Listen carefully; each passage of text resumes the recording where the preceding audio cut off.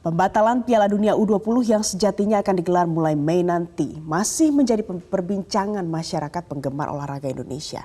Simpang siur mengenai penyebab pembatalan yang tidak pasti, mulai dugaan akibat penolakan kepada timnas Israel oleh beberapa kepala daerah dan tokoh, hingga ketidakpuasan akan penyelesaian kasus kanjuruhan pun beredar.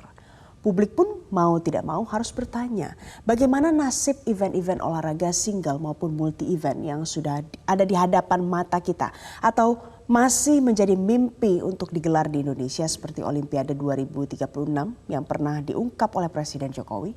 Kita akan bahas selengkapnya dengan Ketua Komite Olimpiade Indonesia, Raja Sapta Oktohari, dan juga ada pengamat olahraga tanah air, Anton Sanjoyo. Saya sapa, selamat pagi Mas Okto, selamat pagi Bung Joy. Selamat pagi. Pagi Pak Len.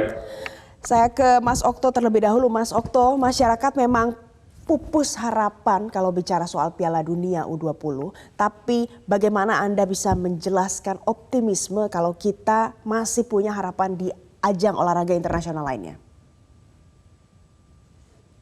Ya, saya kira ini masih kepagian ya kalau untuk bicara olahraga yang lainnya, karena duka yang kita rasakan itu cukup dalam dan telah menjadi preseden. Apa yang terjadi di U20 ini yang mestinya digelar di tahun 2019, tapi karena COVID akhirnya digelarnya tahun 2023. Garuda Muda itu setiap hari berlatih selama hampir 4 tahun, dan tentunya cita-citanya mereka itu untuk mengumandangkan lagu Indonesia Raya dan Merah Putih. Pelatih, atlet, semua ofisial semuanya masih shock dengan situasi yang terjadi ini. Dan kita tahu agenda seperti yang Mbak Valen tadi katakan, tahun 2023 ini agenda kita sebetulnya cukup padat, baik itu single event maupun multi event. Nah, mudah-mudahan presiden yang terjadi di U20 bola ini tidak terjadi lagi di event-event lain. Baik, Bung Joy, pahit memang karena kita batal Piala Dunia. Memang susah move on juga masyarakat, kita harus akui sama-sama. Tapi bagaimana optimismenya? Apakah memang harus berlarut-larut di dalam kesedihan kita karena kita batal Piala Dunia, atau kita harus pikirkan juga yang lain? Nah, jangan sampai berlarut-larut lah. Dan saya juga sudah ketemu dengan beberapa pemain Indonesia U20. Saya bilang, ya ini pil pahit, tapi kalian masih punya masa depan yang sangat cerah, berlatih bersama klub, tampil bersama klub, siapa tahu bisa ditarik oleh klub-klub di luar negeri dan bisa membela nama Indonesia nanti lebih hebat lagi gitu. Tapi khusus untuk event-event internasional, saya rasa kok nggak ada masalah ya. Pak Okto tahulah, karena ini kan sebetulnya di dalam bendera FIFA ada kemungkinan sanksi gitu loh. Ya, mungkin kita tidak bisa ikut yang di bawah bendera FIFA, tapi kalau di bawah bendera IOC, multi event di bawah seperti SEA Games dan Asian Games atau apapun yang bukan di dalam bendera FIFA, Indonesia masih bisa ikut kok, nggak ada masalah sama sekali. Bahkan saya juga yakin FIFA itu kan tidak akan menjatuhkan sanksi yang terlampau berat, karena kesalahan kemarin itu kan bukan kepada host, dalam hal ini pemerintah pusat Indonesia dan dalam hal ini Federasi PSSI, bukan salah mereka kok gitu loh.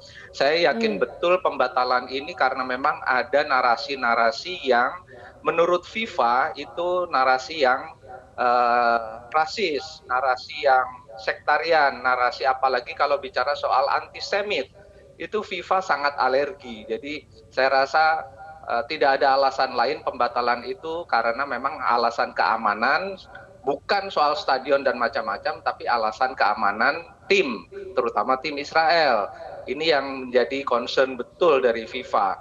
Dan kalau kita lihat dalam beberapa kampanye FIFA beberapa tahun terakhir, kampanye anti-sektarian, antisemit ini kan memang luar biasa. Jadi saya yakin betul bahwa FIFA membatalkan itu lebih karena ada narasi-narasi dari unsur pemerintah yang tidak mereka sepakati atau mereka benci.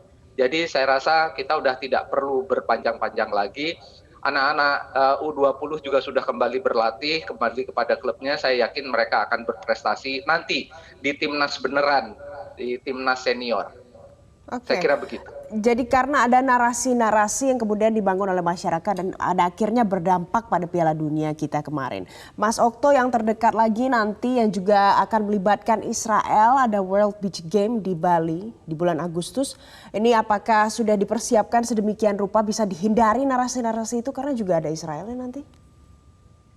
Ya, saya kira tantangannya besar ya, dan kami masih menunggu surat resmi dari ANOC untuk hasil kualifikasi dari para negara maupun para atlet yang ingin ikut di World Beach Game. Karena untuk dipahami, World Beach Game ini merupakan multi event ketiga terbesar setelah Olimpiade musim panas, Olimpiade musim dingin, baru ke World Beach Games. Dengan melibatkan 130 negara kurang lebih dan 1.600 atlet yang akan bertanding. Ini momentum kita menuju stepping stone kita karena kita memiliki cita-cita menjadi tuan rumah Olimpiade 2036. Dan saya pikir semua stakeholder harus bisa melihat dalam skop yang lebih luas lagi, karena ini kita bicara Indonesia sebagai negara besar. Mencapai posisi yang hari ini kita dapatkan itu tidak mudah. Kepercayaan, kalau tadi yang Bung Joy bilang itu Asian Games, SEA Games itu kan levelnya regional sama Asia. Tapi kita lagi konteksnya ini konteks dunia sekarang. Nah, konteks dunia itu ada konsekuensi-konsekuensi memang yang harus kita jawab, dan apapun yang terjadi itu jangan sampai nanti jadi presiden dan akhirnya stigma kepada Indonesia itu kurang baik gitu. Nah, ini yang hasil kualifikasinya kapan akan keluar, Mas Okto? Kami sudah bersurat kepada ANOC per minggu kemarin, dan mudah-mudahan hari ini kita bisa terima hasilnya, dan apapun hasilnya itu pasti kita sampaikan, terutama ke pemerintah Bali sebagai tuan rumah, sama seperti FIFA Under 20 itu sebetulnya post city kontrak juga sudah ditandatangani di Korea pada saat itu dan dihadiri oleh perwakilan baik itu dari pemerintah pusat maupun pemerintah daerah. Mas Bung Joy, ini kan hasil kualifikasi kita masih tunggu dan ini harus kita terima karena ini kan adalah bagian dari olahraga. Bagaimana caranya supaya tidak terulang lagi seperti yang kemarin, Bung Joy? Ya, kalau bicara betul Pak Okto ya, karena kalau kita bicara beach game itu kan konteksnya udah dunia. Seperti juga dalam Under 20 itu kan title-nya World Cup, Piala Dunia. Jadi selalu ada kemungkinan siapapun nanti yang lolos kualifikasi itu negara-negara yang tidak punya hubungan diplomatik dengan Indonesia, semisal Israel gitu loh. Nah, kalau misalnya kepala-kepala daerah itu sudah menandatangani kontrak untuk menjadi host, ya jangan memberikan masalah gitu loh. Ini kan yang menjadi masalah adalah ketika sudah tanda tangan kontrak, lalu tiba-tiba memunculkan narasi menolak gitu loh salah satu negara, dalam hal ini Israel.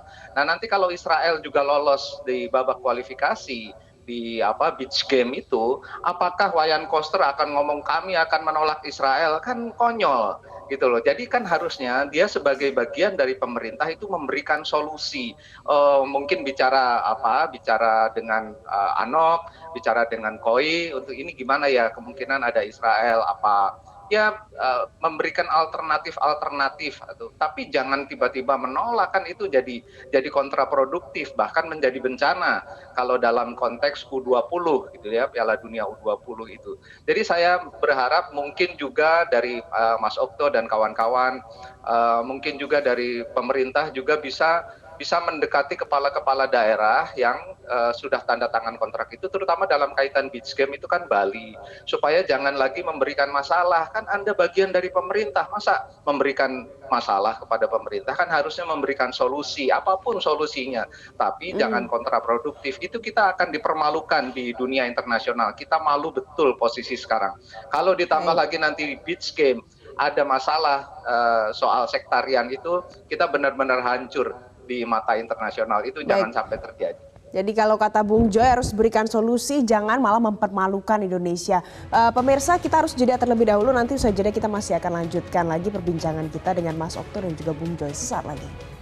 Pemirsa, Anda masih bersama kami di Metro Pagi Prime Time, kita masih akan lanjutkan dialog kita pagi hari ini dengan Ketua Jokowi, ada Raja Sabta Oktohari dan juga ada Bung Anton Sanjoyo. Mas Okto paling tahu pasti kalau soal ini. Seberapa besar keuntungannya bagi Indonesia, bagi masyarakat kita kalau seandainya kita bisa menjadi tuan rumah single ataupun multi event untuk olahraga? Ya, Mbak Valen, saya itu melihat balik ke tahun 2019 ketika saya disampaikan langsung oleh Presiden dan Pak Zainuddin Amali waktu itu sebagai Menpora, yang beliau katakan bahwa toh kalau bisa event-event internasional atau event dunia itu dibawa aja ke Indonesia, dibawa semuanya istilahnya waktu itu dibilang, bawa aja event internasional sama event dunia itu semua ke Indonesia. Karena itu akan lebih cepat untuk mendorong ekonomi kita dan pariwisata. Dan sekaligus juga prestasi daripada hanya mengirimkan atlet dengan biaya yang sama, mungkin bisa mendapatkan keuntungan untuk atlet-atlet lainnya gitu. Karena kita coba hitung biaya juga nggak terlalu jauh beda ketika kita mengirimkan satu atlet atau membuat event itu di Indonesia gitu untuk single event. Nah, selain itu juga event olahraga itu kan bisa memberikan kita kita melakukan positioning di dunia internasional. Ketika kita positioningnya kuat, itu akan jauh lebih mudah untuk melakukan diplomasi. Jadi sekaligus untuk mengerjakan event, kita juga bisa kampanye pariwisata, kita bisa sosialisasi atau kampanye kulineri kita dan lain-lain, termasuk sikap-sikap kita gitu. Kan Indonesia ini kan terlalu besar. Indonesia ini kan negara besar gitu, dengan populasi nomor 4 terbesar di dunia. Cuman masih banyak juga di dunia ini orang yang nggak begitu paham tentang Indonesia. Nah, event olahraga ini membuka mata. Sudah banyak contohnya negara-negara lain yang bisa mendapatkan manfaat positif dari event olahraga itu. Sekaligus juga event olahraga membuktikan bahwa kita adalah negara yang beradab, negara yang dewasa, dan negara yang mengerti tata kelola olahraga seperti semangat Olimpiade, yaitu toleransi, persatuan, dan lain-lain. Mas Okto, kita juga punya mimpi untuk jadi tuan rumah Olimpiade 2036 nanti. Sudah sedekat apa kita dengan cita-cita untuk jadi tuan rumah Olimpiade nanti?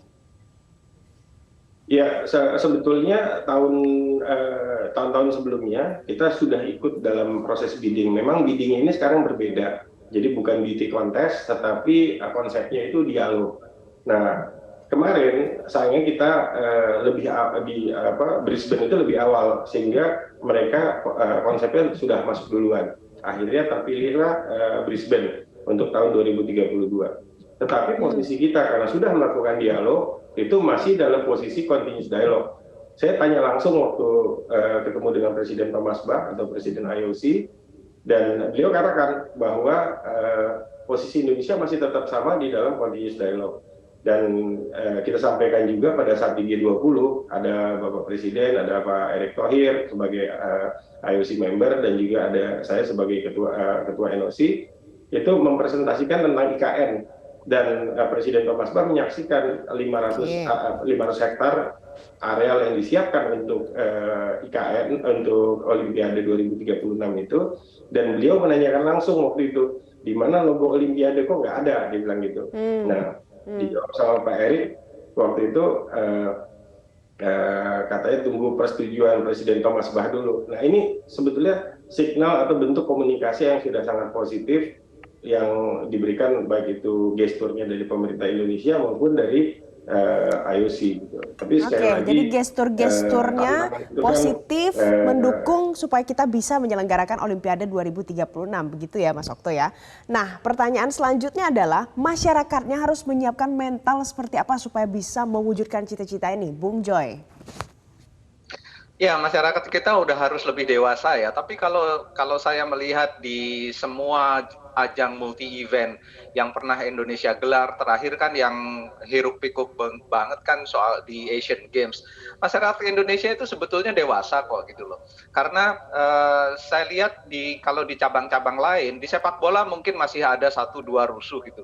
Tapi kalau cabang-cabang lain, apalagi cabang-cabang Olimpik yang bergengsi seperti atletik, senang, renang gitu ya, itu masyarakat Indonesia ini fully support gitu, dan sangat santun, sangat bagus memeriahkan acara itu, mensupport bukan saja negaranya tapi juga negara-negara lain. Jadi rasanya saya sih optimis ya kalau misalnya apalagi misalnya IKN bisa menyiapkan lahan yang luar biasa untuk Olimpiade, kita sudah cukup pantas lah karena Asian Games kan sukses banget gitu ya.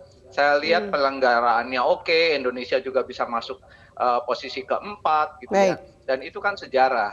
Jadi kalau harusnya kita menurut tetap bisa optimis. Dalam konteks multi event di bawah IOC ini, keuntungan finansialnya juga sangat luar biasa, tidak seperti di bawah FIFA ya. Kalau di bawah baik. FIFA itu hampir semua gimmick marketingnya itu punya FIFA sebetulnya. Tapi kalau IOC saya nggak tahu jelasnya, tapi saya rasa tidak, IOC ini tidak greedy lah, tidak rakus seperti FIFA. Jadi Oke. Indonesia harusnya bisa kalau menjadi tuan rumah multi event di bawah IOC, kita bisa mendapatkan keuntungan luar biasa dari sisi Oke. financial, pariwisata dan lain-lain. Yang di-highlight dari apa yang disampaikan Bung Joy adalah masyarakat Indonesia ini dewasa. Apalagi kalau untuk menghadapi untuk ajang-ajang event olahraga ke depannya pasti lebih dewasa lagi. Mas Okto, saya lihat di media sosial sekarang sedang ada kampanye tagar #Stand for Indonesian Sport. Ini digaungkan oleh masyarakat juga. Tujuannya apa? Kira-kira kalau dari Mas Okto apa nih yang harusnya bisa didapatkan dari tagar ini? Ya, apa yang dialami oleh PSSI itu kan merupakan salah satu dari 67 cabang olahraga yang ada di bawah Komite Olimpiade Indonesia. Nah, 67 cabang olahraga ini tentunya memiliki sikap yang sama bahwa olahraga itu harus dilakukan tanpa diskriminasi. Dan 67 cabang olahraga ini yang mewakili kurang lebih 100 juta populasi yang ada di Indonesia, itu melihat dari atlet elit, atlet profesional, atlet amatir, atlet pemula, yang semuanya setiap hari latihan-latihan olahraga untuk pencapaian tertinggi. Cita-citanya itu untuk mengumandangkan lagu Indonesia Raya dan mengibarkan bendera merah putih.